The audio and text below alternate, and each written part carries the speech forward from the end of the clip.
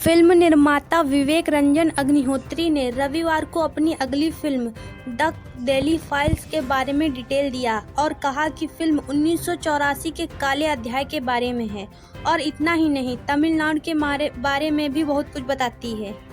The Kashmir files film बनाकर सुर्खियों में आए फिल्म मेकर विवेक रंजन अग्निहोत्री ने अब अपनी नई फिल्म द डेली फाइल्स का ऐलान कर दिया है। द डेली फाइल्स किस घटना पर आधारित होगी, इस फिल्म में क्या क्या दिखाया जाएगा, इस पर से विवेक अग्निहोत्री ने पर्दा हटा दिया है। फिल्म निर्माता विवेक रंजन अग्निहोत्री ने रविवार को अपनी अगली फिल्म द डेली फाइल्स के बारे में डिटेल दिया और कहा कि फिल्म 1984 के काले अध्याय के बारे में है और इतना ही नहीं, तमिलनाडु के बारे में भी कुछ बताती है। समाचार एजेंसी ANI से बात करते हुए विवेक ने कहा, साल 1984 भारतीय इतिहास का एक काला अध्याय है। जिस तरह से पूरे पंजाब में आतंकवाद की स्थिति को संभाला गया वह अमानवीय था। यह विशुद्ध रूप से वोट बैंक की राजनीति के लिए था और इसीलिए पंजाब में कांग्रेस पार्टी द्वारा आतंकवाद की खेती की गई।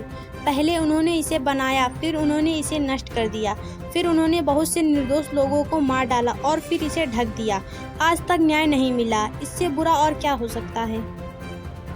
उन्होंने कहा कि अगर लोगों को इतिहास पढ़ाया जाएगा और उन्हें तथ्य बताए जाएंगे तो लोग स्टैंड लेंगे और न्याय मांगेंगे। विवेक अग्निहोत्री ने कहा कि द डेली फाइल्स आपको तमिलनाडु के बारे में भी बहुत सारी सच्चाई बताएगी।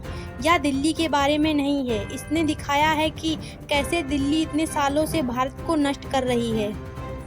मुगल राजाओं से लेकर अंग्रेजों से लेकर आधुनिक समय तक दिल्ली पर शासन करने वालों ने सब कुछ नष्ट कर दिया।